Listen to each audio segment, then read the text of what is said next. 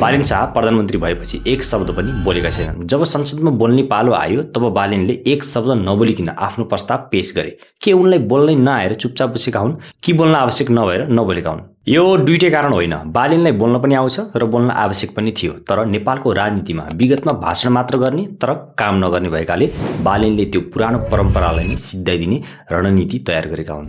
उनी किन यस्तो गर्दैछन् त्यसको पछाडि पनि एउटा कारण छ। नेपालका पुराना दलहरूका नेताहरू जो चुनाव जित्नको लागि होस् या सत्तामा पुग्नको लागि होस्, उनीहरू झुट्टा भाषणको प्रयोग गर्थे र उनीहरूसँग भाषण गरेर जनतालाई म्यानिपुलेट गर्ने टेक्निक पनि थियो। पुराना नेताहरू भाषण गरेर सजिलैसँग जनताले आफ्नो बसमा ल्याउन सक्थे। यदि भाषण नगरिकन काम मात्र गर्ने हो भने जनताले भाषण गर्ने नेतालाई भन्दा पनि भाषण नगर्ने नेतालाई मन पराउँछन्।